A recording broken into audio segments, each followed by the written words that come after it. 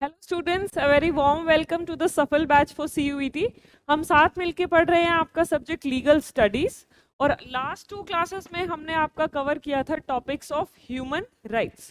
First class में हमने जाना ह्यूमन राइट्स का international perspective, evolution of human rights. And after that last class में हमने पढ़ा various kinds of fundamental rights which are provided to us by our constitution. या इसको हम ये भी कह सकते हैं कि हमने फंडामेंटल राइट्स का पर्सपेक्टिव जाना, या ह्यूमन राइट्स का इंडिया में क्या फ्रेमवर्क है वो सब हमने डिस्कस किया। And apart from fundamental rights we also discuss the concept of directive principles, fundamental duties and preamble. So that is all we have covered in human rights so far. आज हमारी human rights की third class है और आज की class में हम discuss करेंगे कंप्लेंट मैकेनिज्म। अब बेसिकली कंप्लेंट मैकेनिज्म्स होते क्या हैं? अभी तक हमने डिस्कस किया कि हमारे पास अलग अलग तरह के ह्यूमन राइट्स अवेलेबल हैं, जिनको हमने नेशनल पर्सपेक्टिव और इंटरनेशनल पर्सपेक्टिव दोनों तरीके से जाना।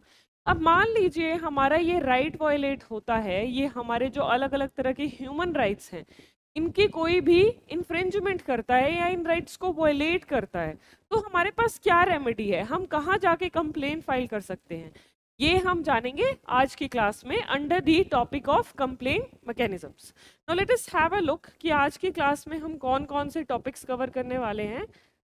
तो the topics that we will be covering in today's class,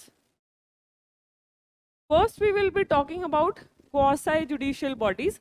मैं आपको इसका मतलब समझाऊंगी कि क्वासी जुडिशियल होता क्या है। Then we will talk about NHRC.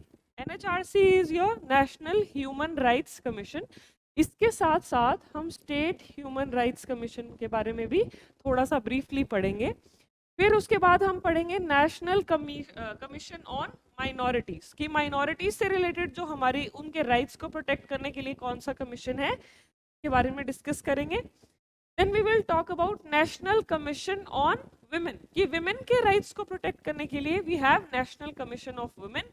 इसकी हम कॉम्पोजिशन की बात करेंगे, उनकी पावर्स की बात करेंगे, उनके फंक्शंस की बात करेंगे। Apart from that we will also talk about national commission on एससीज and STs which specifically works for the benefit of or for the empowerment of the SCs and ST. And likewise, जैसे हम हर class में करते हैं, and में we will be solving certain questions on the basis of topics that we will be covering today. तो first of all let's talk about quasi judicial bodies. अब judicial bodies तो हम पहले भी डिस्कस कर चुके हैं। तो हमारी जुडिशरी की क्लास थी जिसमें हमने जाना वेरियस हायरार्की ऑफ कोर्ट्स और हमारे कोर्ट्स क्या काम करते हैं डिस्प्यूट रेजोल्यूशन का। अब क्वासी जुडिशियल क्या होता है? क्वासी का मतलब होता है सिमिलर टू।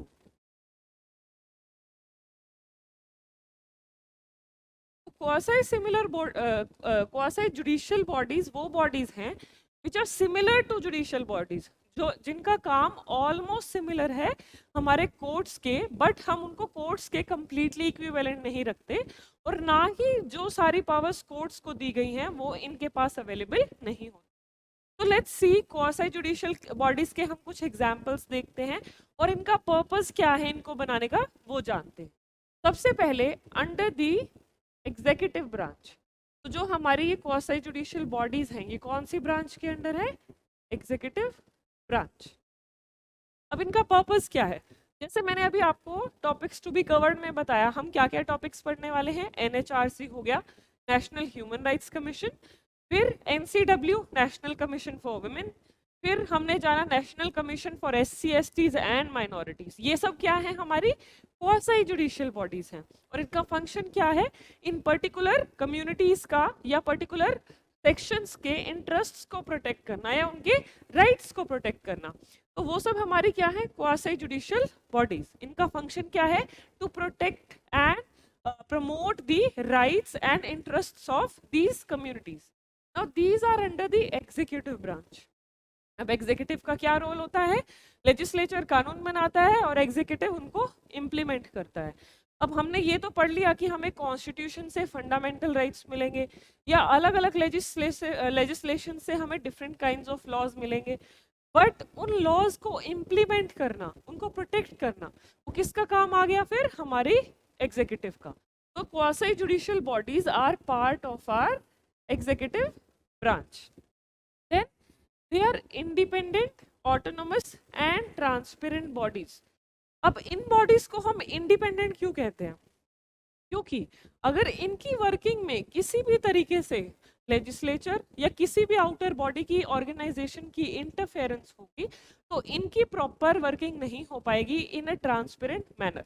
फिर तो कोई भी जो है एनएचआरसी का चेयरपर्सन है उसको इन्फ्लुएंस कर देगा और डिसीजन में बी changed और decision may be the biased decision. So that way हमें बहुत ज़रूरी है ये इंश्योर करना जो भी हमारी क्वासी जुडिशियल बॉडीज हैं वो इंडिपेंडेंट हो, कि उन पर कोई भी अपना प्रेशर ना क्रिएट कर पाए, कोई भी ना जुडिशरी ना ही हमारा लेजिस्लेचर या कोई भी हमारे मिनिस्टर्स हैं, कोई भी nobody should be able to create any form of pressure on these quasi judicial bodies। तभी हम जो है हमारी कम्युनिटीज के इंटरेस्ट को प्रोटेक्ट कर पाएंगे। then they have to be autonomous, autonomous in their working। autonomous का मतलब है कि वो अपने डिसीजन फैसले खुद ले, उनको कोई भी इन्फ्लुएंस नहीं कर सकता। उनको ना तो गवर्नमेंट इन्फ्लुएंस कर सकती है कि आप इस पर्टिकुलर पर्सन के फेवर में फैसला दो, आप इस कम्युनिटी के फेवर में फैसला दो, आप इस रिलीजन के लोगों के फेवर में फैसला दो या इस कास्ट के लोगों के फेवर में फैसला दो। तो they work autonomous, they work in autonomous manner. Autonomous manner का क्या मतलब है? जो भी उनके सामने फैक्ट्स प्रेजेंट किए जाएंगे उसके बेसिस पे वो अपना फाइनल डिसीजन देंगे, ना कि किसी से इन्फ्लुएंस होके। ठीक है, सो ये हो गया आपका autonomous. Then we let's say we are these are your transparent bodies. Transparent bodies का क्या मतलब है कि इनकी जो वर्किंग है इन क्वासी जुडिशियल बॉडीज की ये बिल्कुल ट्रांसपेरेंट है, कि अगर आप क्वेश्चन करके इनसे पूछना चाहते हैं, आप आरटीआई डाल के भी इनकी फंक्शनिंग की पूछना चाहते हैं कि मैंने अपनी एप्लीकेशन लगाई थी, मेरा ये राइट वायलेट हुआ, आपने इसके रिगार्डिंग क्या एक्शन लिए, तो वो आपको फिर उसका प्रॉपर जवाब देंगे या आंसर फाइल करेंगे। ठीक है, so these are your transparent bodies.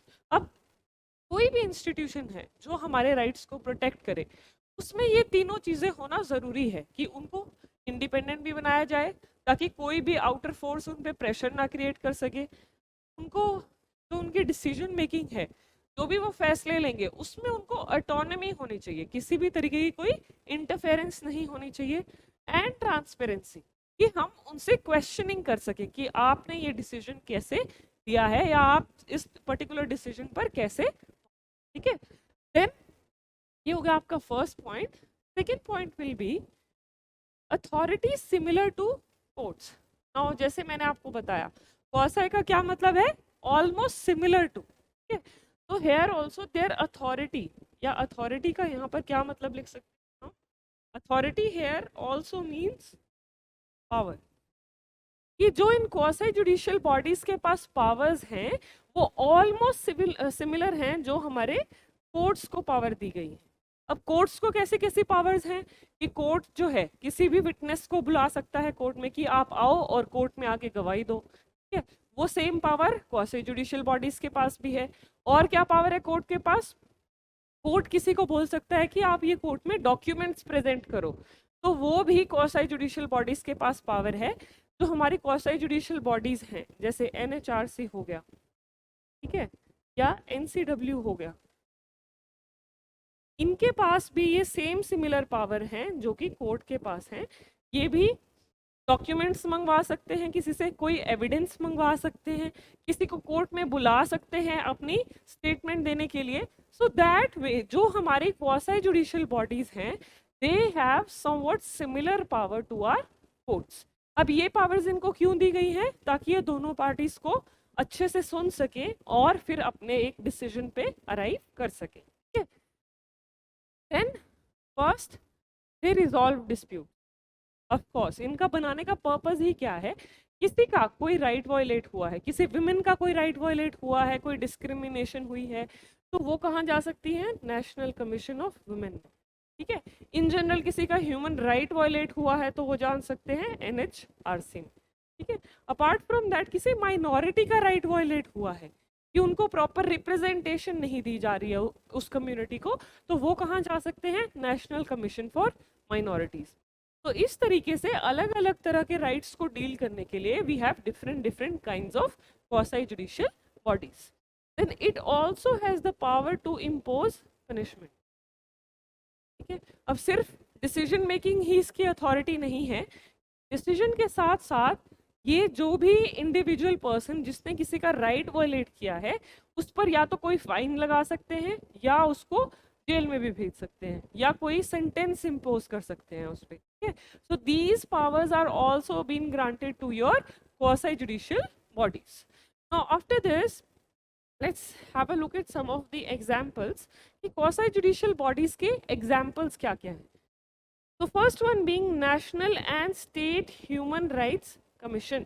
तो नेशनल ह्यूमन राइट्स कमीशन या स्टेट ह्यूमन राइट्स कमीशन, इनका मेन पर्पस है ह्यूमन राइट्स की वायलेशन को बचाना या उसको प्रोटेक्ट करना कि कहीं पर भी किसी के ह्यूमन राइट्स की वायलेशन ना हो, और अगर कहीं हुई है ह्यूमन राइट्स की वायलेशन तो जिस किसी ने भी वो वायलेशन की है उसको कुछ पनिशमेंट मिलनी चाहिए या उसके अगेंस्ट कोई एक्शन ये कमीशन जरूर लेते हैं. ठीक है, then we have consumer dispute redressal forums.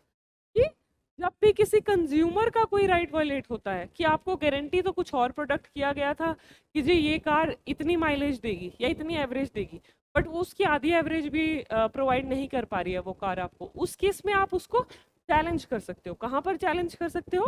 Consumer dispute redressal forum में. ठीक है, या आपने कोई मेडिसिन ली, आपको बताया गया कि इस मेडिसिन से आपकी ये डिजीज वो हो जाएगी, क्योर हो जाएगी, या आपको ये पेन है तो ये कम हो जाएगा, ये खत्म हो जाएगा, बट आप वो मेडिसिन लिए जा रहे हो बट उसका कुछ इफेक्ट नहीं हुआ, तो भी आप उसे चैलेंज कर सकते हो. ठीक है, वैसे ही जब भी आप कोई प्रोडक्ट्स खरीदते हो उनके साथ उनकी कुछ वारंटी आती है. अब उस वारंटी में आप उन प्रोडक्ट्स को रिप्लेस भी करा सकते हो, बट मान लीजिए if the shopkeeper denies to change your articles within the warranty period, तो भी आप कहाँ उनको चैलेंज कर सकते हो? You can challenge the same under the consumer dispute redressal forums. ठीक है, अब ये स्टेट लेवल पर भी होती हैं और ये आपकी डिस्ट्रिक्ट लेवल्स पर भी प्रेजेंट होती है. इसके बाद next we have income tax tribunals. इसके बारे में मैं आपके साथ प्रीवियस क्लासेस में भी डिस्कस कर चुकी हूँ. इनकम टैक्स के कोई भी मैटर्स हैं, कोई भी डिस्प्यूट है इनकम टैक्स मैटर पर, उनको कौन सुन सकते हैं? हमारे इनकम टैक्स ट्राइब्यूनल्स. क्योंकि इनमें जो हमारे डिसाइडिंग अथॉरिटीज हैं, जो जज की जगह बैठते हैं, वो क्या करते हैं यहाँ पर? वो they have expertise in income tax matters. उनको उस फील्ड की ज़्यादा नॉलेज है, उन्होंने उस तरह के मैटर्स ज़्यादा डील किए हैं, तो वो क्या है, एक बेटर डिसीजन दे पाते हैं. ठीक है, so that's why we go to the specific tribunals. Income tax के मैटर्स के लिए we go to income tax tribunals. अगर एनवायरमेंट के कोई मैटर्स हैं, we will go to green NGT, that is our national green tribunal. ठीक है, so that is all about your quasi judicial bodies. तो क्वासी जुडिशियल बॉडीज हमारी वो bodies होती हैं which are almost similar to our judicial bodies, और इनका काम क्या होता है? डिस्प्यूट को रिजॉल्व करना और पनिशमेंट देना. ठीक है, और इनकी जो पावर्स होती हैं या इनकी जो फंक्शंस होते हैं वो ऑलमोस्ट सिमिलर होते हैं टू आवर कोर्ट्स. ठीक है, now after this next we have national and state human rights commission. तो पहला जो हम कंप्लेन मैकेनिज्म पढ़ रहे हैं वो है हमारा national and state human right commission, which was formed under the protection of human rights act of 1993. तो कौन से एक्ट के अंडर बने हैं? हमारे NHRC and SHRC. It has been formed under the protection of human rights act 1993. अब इनकी हमें क्यों ज़रूरत है? कहीं पर भी किसी कम्युनिटी का कोई राइट वायलेट हो रहा है, ठीक है, या किसी कम्युनिटी को प्रॉपर रिप्रेजेंटेशन नहीं दी जा रही, या कोई भी किसी तरह की कोई डिस्क्रिमिनेशन, कोई भेदभाव किया जा रहा है on the basis of someone's religion, on the basis of someone's caste, तो वहाँ पर क्या है? उनके ह्यूमन राइट्स वायलेट हो रहे हैं. या कहीं पर अनटचेबिलिटी प्रैक्टिस हो रही है. अनटचेबिलिटी भी क्या है? छुआछूत की प्रैक्टिस, कि एक पर्टिकुलर कास्ट के लोग यहाँ बैठेंगे, दूसरी कास्ट के लोग यहाँ बैठेंगे. इन यूटेंसिल्स को सिर्फ इस कास्ट के लोग यूज कर सकते हैं, दूसरी कास्ट के यूज नहीं कर सकते. ये भी क्या है? हमारे ह्यूमन राइट्स वायलेशन. ठीक है, तो इनको भी चैलेंज कहाँ किया जा सकता है? We can challenge them under either the national human rights commission, जो कि हमारे सेंट्रल लेवल पर है, यूनियन लेवल पर है, और या हम उनको SHR से, that is state human rights commission में भी चैलेंज कर सकते हैं। तो कंट्री में अगर हम बात करें तो टॉप पोजीशन पे कौन है हमारे? NHRC, national human rights commission. अब इसके अलावा जितने भी हमारे स्टेट्स हैं, सभी स्टेट्स में क्या प्रेजेंट होगा? सभी स्टेट्स में we will have your SHRC, state human rights commission. ठीक है, अब यहाँ पर भी आप इनके फैसले से भी संतुष्ट नहीं हो तो यूं नहीं है कि आपकी सारी रेमेडी खत्म हो गई, आप यहाँ से भी कोर्ट्स में अप्रोच कर सकते हो। बट आप, ताकि हम कोर्ट्स को ओवरबर्डन ना करें, कोर्ट्स पर ओवर प्रेशर ना हो, तो इसलिए हमने ये क्वासी जुडिशियल बॉडीज बनाई हैं कि आपका कोई राइट वायलेट होता है तो पहले आप यहाँ जा सकते हैं रेमेडी लेने, और यहाँ से भी आपको कोई रिलीफ नहीं मिलता तो फिर आप कोर्ट्स में जा सकते हैं। Now let's talk about the composition. Composition का क्या मतलब है? कॉम्पोजिशन का मतलब है कि जो डिसीजन मेकिंग में होंगे, जो डिसाइड करेंगे कि क्या डिस्प्यूट है, किसको कितना कॉम्पनसेशन मिलना चाहिए, या किसकी गलती है या किसकी गलती नहीं है, ये कौन डिसाइड करते हैं? जितने भी वो मेंबर्स सिटिंग। तो composition talk about the number of people who will be present, की डेजिग्नेशन क्या होगी और उनकी क्वालिफिकेशंस क्या होंगी और उनको अपॉइंट कौन करेगा। अब हम NHRC का देखते हैं। NHRC में there will be one chairperson, एक चेयरपर्सन होगा, who will be the former chief justice of supreme court. तो जो हमारी कंट्री के former chief justice of India रह चुके हैं, he will be the chairperson of our national human rights commission. अब इतने एक्सपीरियंस पर्सन को ही NHRC का चेयरपर्सन इसलिए बनाया जाता है because he has a lot of experience in the legal field, और उनका जो एक्सपीरियंस है, एक्सपर्टीज है, ताकि उसको हम प्रॉपरली यूटिलाइज कर पाए। देन चेयरपर्सन के अलावा और कौन कौन से मेंबर्स हैं? वन फॉर्मर जज ऑफ सुप्रीम कोर्ट, एक सुप्रीम कोर्ट के जो जज रह चुके हैं, फॉर्मर मतलब तो पहले सुप्रीम कोर्ट के जज रह चुके हैं। Then one present and former chief justice of high court, जो एट प्रेजेंट किसी भी हाई कोर्ट के चीफ जस्टिस है, मतलब किसी भी हर स्टेट में हमारे हाई कोर्ट्स है, उस हाई कोर्ट के जो चीफ जस्टिस हैं वो भी इसके मेंबर होंगे। तो सो फार वी हैव 1 2 3। अब इसके अलावा 2 members with experience in matters relating to human rights. कोई भी ऐसे 2 व्यक्ति जिनका ह्यूमन राइट्स रिलेटेड मैटर्स में कोई भी एक्सपीरियंस रहा है, जिन्होंने ह्यूमन राइट्स की फील्ड में काम किया है, कुछ उनकी ह्यूमन राइट्स की एम्पावरमेंट, डेवलपमेंट के लिए, उनको प्रमोट करने के लिए कुछ काम किया है, they can also become the members of your NHRC. So that way we can say there will be, their composition is of 5 members. Okay, one chairperson, then there will be one former judge of Supreme Court, one present Chief Justice of High Court, then 2 other members having experience in the field of human rights. Apart from that, there will be one Secretary General. Secretary General will be like the who will be handling the executive matters.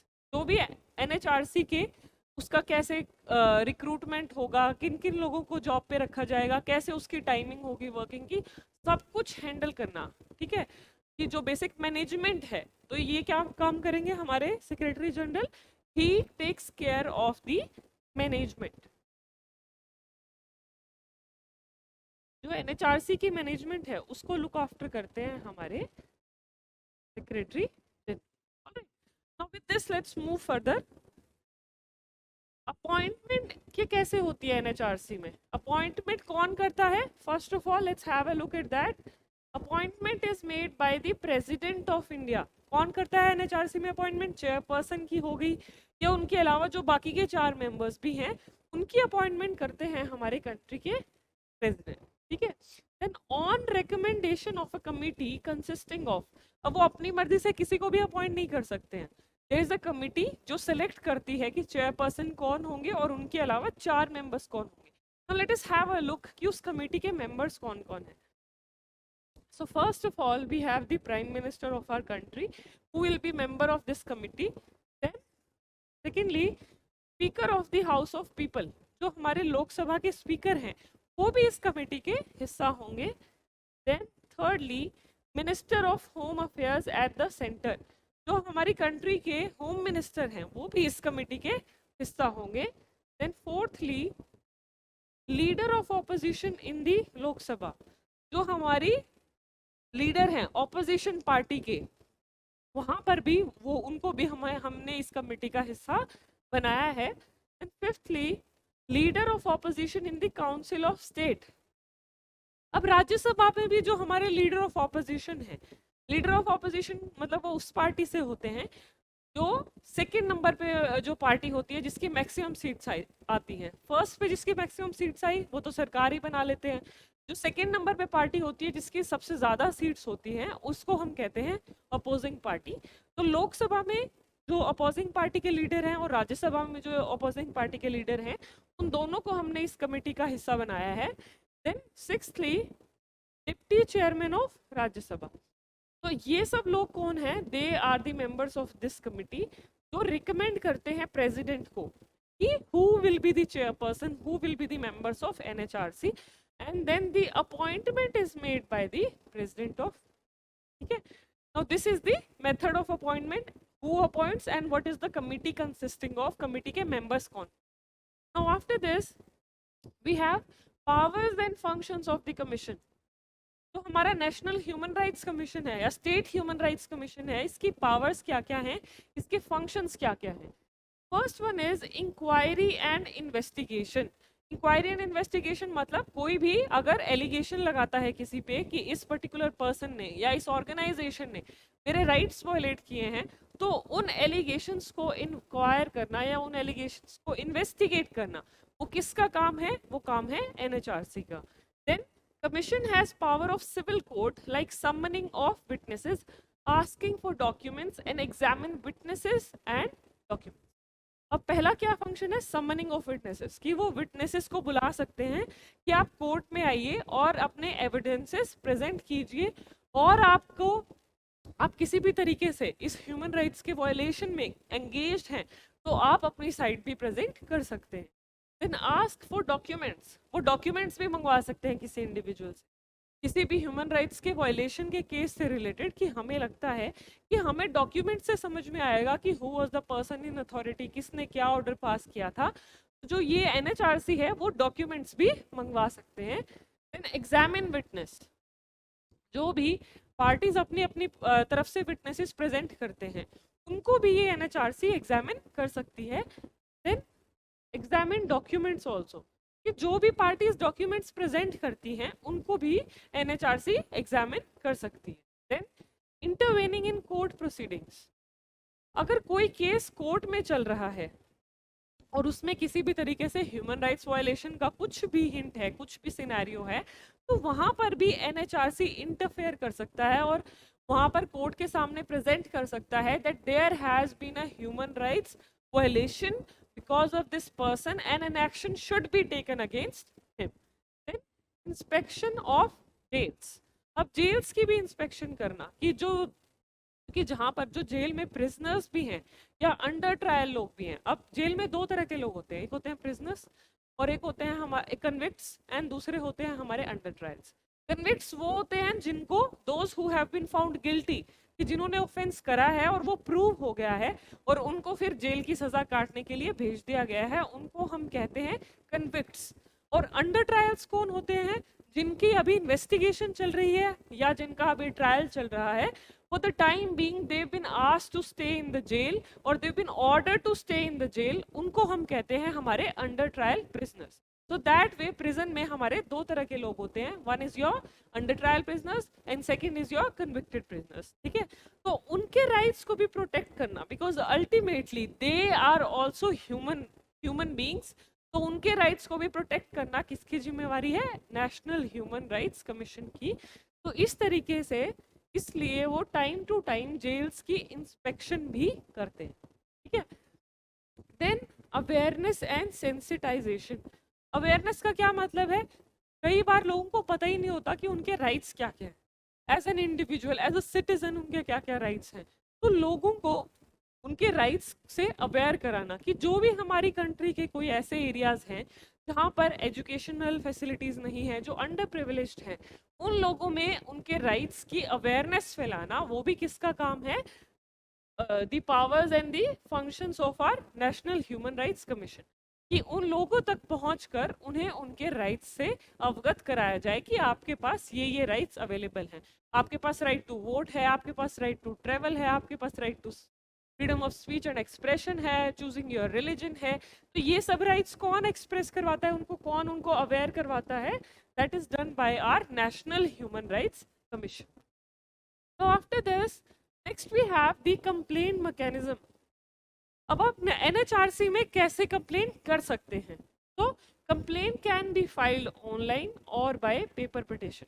आप online, जो NHRC की website है, आप वहां से भी complaint file कर सकते हैं, या आप अपने डॉक्यूमेंट्स भी, जिनमें आप पूरा एलिगेशन लगाएंगे कि इस पर्टिकुलर पर्सन की वजह से या स्टेट गवर्नमेंट की वजह से हमारे राइट्स वायलेट हो रहे हैं, आप उन्हें in the form of papers also, paper petition, you may send it to the NHRC।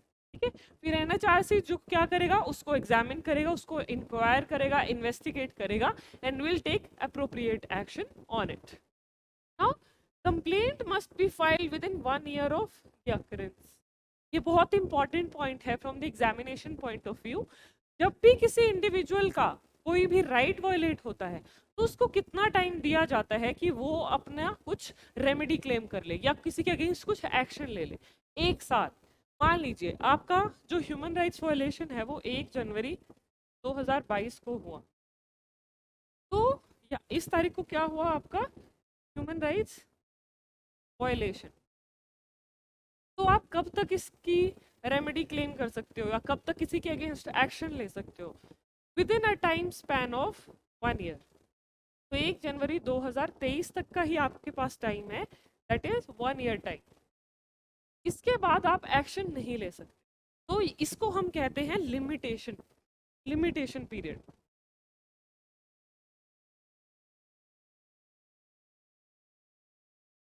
इसका क्या मतलब हुआ? हाँ जी, आपको हक दिया गया है कि आप एक्शन ले सकते हैं उस पर्टिकुलर इंडिविजुअल ऑर्गेनाइजेशन के खिलाफ जिसने आपका कोई राइट वायलेट किया है, बट उसकी भी एक समय सीमा है। उसकी समय सीमा कितनी है? 1 साल। कि आपको 1 साल के अंदर अंदर एक्शन लेना पड़ेगा। अगर आपने 1 साल के अंदर एक्शन नहीं लिया, फिर आपका जो राइट है रेमेडी क्लेम करने का, इट वैनिशेस और इट गेट्स ओवर। ठीक है, this is the about the complain mechanisms. ये 2 पॉइंट्स जो हैं बहुत ही इंपॉर्टेंट हैं from the examination point of view. Now let's proceed further. Complain mechanism के बाद नेशनल कमीशन फॉर माइनॉरिटीज। अभी हमने NHRC पढ़ा, अब हम थोड़ा स्पेसिफिक हो जाते हैं। अब हम माइनॉरिटीज के बारे में बात करते हैं। अब जो माइनॉरिटी है वो किस कास्ट के बेसिस पे भी हो सकती है, वो रिलीजन के बेसिस पे भी हो सकती है, ठीक है, वो लैंग्वेज के बेसिस पे भी हो सकती है। तो इस तरीके से जो भी कोई माइनॉरिटी है उसके राइट्स को प्रोटेक्ट करना, कि जो मेजॉरिटी है उनको ओवर पावर ना कर ले, उनको ओवर रूल ना कर ले, उनकी राइट्स को भी प्रोटेक्ट करना किसकी ड्यूटी है? National commission for minorities. और ये माइनॉरिटीज किसी भी बेसिस पे हो सकती हैं, ये लैंग्वेज के बेसिस पे हो सकती है, रिलीजन के बेसिस पे हो सकती हैं, और कास्ट के बेसिस पे भी हो सकती है। देन इसके लिए we have national commission for minority acts of 1992। ठीक है, then it talks about protection against inequality and discrimination. किसी भी तरीके से जो भी कोई कम्युनिटी मेजॉरिटी में है और माइनॉरिटी में है, उनमें किसी तरह की इनइक्वालिटी नहीं होनी चाहिए, दोनों को इक्वल रिप्रेजेंटेशन मिलनी चाहिए, और टू प्रोहिबिट द डिस्क्रिमिनेशन, कि किसी भी तरीके का कोई भी भेदभाव ना हो। Let's talk about composition.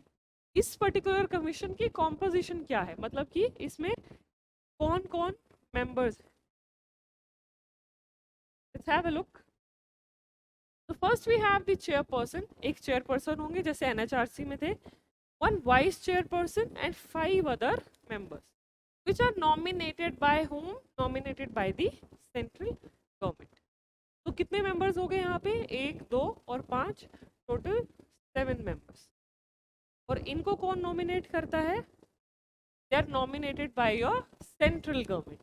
Okay, now after this let's move further। What are the functions of the commission?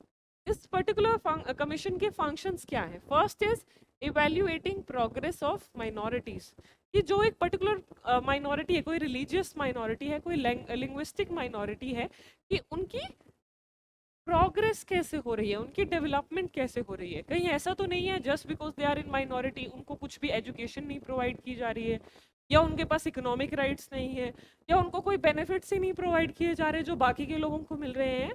तो उनकी प्रोग्रेस को इवेल्युएट करना, एनालाइज करना, वो किसका काम है? Function of the national commission on minorities.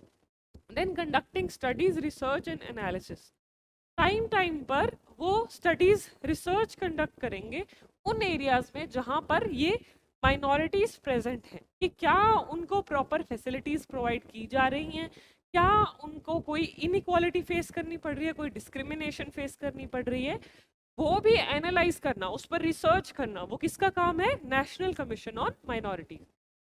Similarly they have powers of civil court, जैसे एनएचआरसी के पास सिविल कोर्ट की पावर्स थी, वैसे ही नेशनल कमीशन ऑन माइनॉरिटीज, क्योंकि ये भी एक क्वासी जुडिशियल बॉडी है, तो इसके पास भी वो पावर्स हैं कि किसी विटनेस को बुलाना, किसी से डॉक्यूमेंट्स मंगवा लेना, उन डॉक्यूमेंट्स को एग्जामिन करना, विटनेसेस को उनकी स्टेटमेंट्स को एग्जामिन करना, ये सारी पावर्स भी हमने इस कमीशन को दी है। Now with this let's proceed further. Complaint mechanism क्या है अब इसका? It does not entertain cases which do not relate to minority status. तो ये स्पेसिफिकली उन केसेस से डील करेगा जहां पर हम माइनॉरिटी के बारे में बात कर रहे हैं, जहां कोई भी इंडिविजुअल ऐसी प्लेस से आता है जहां वो माइनॉरिटी में है, चाहे वो रिलीजन के बेसिस पे माइनॉरिटी में है, चाहे वो उसकी कास्ट के बेसिस पे माइनॉरिटी में है। तो ये जो कमीशन है सिर्फ माइनॉरिटी स्टेटस वाले लोगों की ही कंप्लेंट्स को एंटरटेन करेगा। Matter should not B pending और सब जुडिस बिफोर अनदर कमीशन। अब सब जुडिस का क्या मतलब है? अब मान लीजिए आपका राइट वायलेट हुआ, आप एनएचआरसी के सामने भी आपने कंप्लेंट डाली हुई है और आप साथ साथ नेशनल कमीशन फॉर माइनॉरिटीज में भी कंप्लेंट डालना चाहते हैं, तो आपकी यहाँ पर कंप्लेंट तब तक एंटरटेन नहीं की जाएगी जब तक आपको दूसरी जगह पे रिलीफ नहीं मिल जाता। अब दूसरी जगह लिटिगेशन चल रही है, लिटिगेशन मतलब आपकी प्रॉब्लम को सुना जा रहा है और केस चल रहा है, तो उसको हम कहते हैं मैटर इज सब जुडिस, मतलब इट इज इन पेंडिंग। और जब तक कोई मैटर कहीं और पेंडिंग है, आप उस सिमिलर मैटर की कहीं और पिटिशन नहीं लगा सकते। ये यहाँ पर भी मेंशन्ड है कि आपको अगर यहाँ पर कंप्लेन करनी है नेशनल कमीशन ऑफ माइनॉरिटीज में, तो matter should not B pending before another commission, कि कहीं और वो सिमिलर मैटर पेंडिंग नहीं होना चाहिए। Then complain should not be vague and anonymous. जब आप किसी पे एलिगेशन लगा रहे हैं तो आपको सारे फैक्ट्स क्लियरली बताने पड़ेंगे, इस पर्सन ने ये पर्टिकुलर एक्ट किया जिसकी वजह से मेरा राइट वायलेट हुआ। तो कहाँ आपका राइट वायलेट हुआ, किसने आपका राइट वायलेट किया, किस तरह का आपका राइट वायलेट हुआ है, ये सब चीज़ें आपको क्लियरली वायलेट करनी पड़ेगी, सॉरी एक्सप्लेन करनी पड़ेंगी अपनी पिटिशन में, या तो ऑनलाइन पिटिशन में या पेपर पिटिशन में, ठीक है। Then commission on minorities can take action suo motu also. Suo motu का अब यहाँ पे क्या मतलब है? ओन इट्स ओन, कि अगर इस कमीशन को लगता है खुद से कि कहीं पर किसी माइनॉरिटी के राइट्स अफेक्ट हो रहे हैं, तो ये इंतजार नहीं करेंगे कि उस माइनॉरिटी का कोई इंडिविजुअल इनके पास कोई पिटिशन डालेगा तभी एक्शन लेंगे। अगर इनको दिख रहा है कि किसी माइनॉरिटी कम्युनिटी का कोई राइट वायलेट हो रहा है, तो ये सुओ मोटो एक्शन भी ले सकते हैं। What is suo motu? अपनी मर्जी से, ठीक है, खुद से संज्ञान ले सकते हैं उस मैटर का, ठीक है। Now after this we come to national commission for women. ये भी बहुत इंपॉर्टेंट कमीशन है which came into being in 1992. National Commission for Women was set up under the National Commission for Women Act 1990. तो कौन से year में आया था national commission for women? It came in the year of 1992। अब इसका composition क्या है? But let's first talk about national commission for women.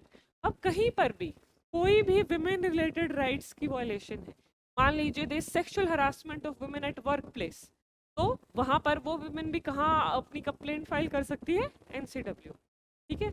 ये एक एग्जाम्पल दिया है मैंने आपको। इसके अलावा कहीं पर भी किसी एक विमेन का राइट वायलेट हो रहा है तो वो यहाँ पर अपनी पिटिशन डाल के रेमेडी क्लेम कर सकती है, ठीक है। अब इसकी कॉम्पोजिशन क्या है? There will be 1 chairperson and 5 members nominated by the central government. तो यहाँ पर कितनी है कॉम्पोजिशन? यहाँ पर है हमारे 6 मेंबर. तो NHRC में 5 थे, माइनॉरिटीज वाले में 7 और नेशनल कमीशन फॉर वुमेन में there are 6 members which are nominated by the central government who have experience. अब किस फील्ड में एक्सपीरियंस होना चाहिए इन मेंबर्स का? Law, trade, management of industry, potential of women, administration, health और सोशल वेलफेयर. तो जिन लोगों को नॉमिनेट किया जाएगा उनमें उनका इन किसी भी फील्ड में से कुछ एक्सपीरियंस होना चाहिए. Then at least 1 member each belonging to SC and ST community. अब ये टोटल 6 मेंबर्स में से 2 मेंबर्स जो होंगे, एक एटलीस्ट SC होना चाहिए और एक ST. ये इंपॉर्टेंट कंडीशन. इसकी कॉम्पोजिशन में 6 मेंबर्स होंगे बट उन 6 में से 2 रिजर्व्ड हैं सीट्स, एक SC के लिए और एक ST के लिए. ठीक है. Now with this let's move forward. Functions and powers. National commission of women की क्या फंक्शंस हैं और क्या पावर्स हैं? To investigate, examine matters relating to safety of women. अब women safety ensure करना, और कहीं पर भी इन्हें लगता है कि women की safety को compromise किया जा रहा है, उन matters को investigate करना, उनको inquire करना, उनको examine करना, वो किसका काम है? National Commission for Women का. ठीक है. To present annual reports to the central government. अब क्या विमेन सेफ्टी को लेके क्या रूल्स आए हैं, क्या रेगुलेशंस आई हैं, किस जगह पर, किस सेक्टर में विमेन की सेफ्टी सबसे ज़्यादा है, कहाँ सबसे कम है, इस सब की रिपोर्ट प्रेजेंट करना सेंट्रल गवर्नमेंट को, ये किसका काम है? नेशनल कमीशन फॉर विमेन का.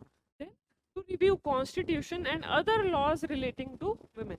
अब कॉन्स्टिट्यूशन में अगर हमें लगता है कि हमें कोई बदलाव करना चाहिए जिससे कि विमेन राइट्स को हम और भी डेवलप कर सके, प्रमोट कर सके, या हमारे जो एग्जिस्टिंग विमेन रिलेटेड लॉज हैं जैसे मैटरनिटी बेनिफिट एक्ट है, ठीक है, या इसके अलावा विमेन के लिए कोई भी और स्पेशल लॉज हैं, तो यहाँ पर उनको रिव्यू करना या उनको एम्पावर करना, ये किसका काम है? ये NCW national commission for women का काम है. Then to look into matters and take suo motu cognizance of matters related to women. Same, जहाँ कहीं पर भी किसी विमेन का राइट वायलेट हो रहा है तो ये कमीशन वेट नहीं करेगा कि जब तक इसके पास कोई पिटिशन नहीं आती हम एक्शन नहीं लेंगे, ये अपने आप भी सुओ मोटो भी एक्शन ले सकते हैं. ठीक है. अब इसके बाद next is your fourth one is national commission for SCs and STs. SCs is your scheduled caste, STs is your scheduled tribes. अब इनके राइट्स को प्रोटेक्ट करना किसका काम है? National commission for SCs and ST which is provided under Article 338 of the Constitution. क्या कहता है वो? That there shall be a special officer for SCs and ST. So special officer will be appointed for these two particular communities. ये कहाँ mentioned है? हमारे Article 338 of the Constitution में. And that is to defend their social, cultural, educational and economic securities. इनके social, cultural, economic interest को promote करना या इनके इंटरेस्ट को प्रोटेक्ट करना है किसका काम है? हमारे national commission for SC and ST. अब पहले ये एक ही बॉडी होती थी, फिर ये बाइफरकेट होके 2 कमीशन बन गए.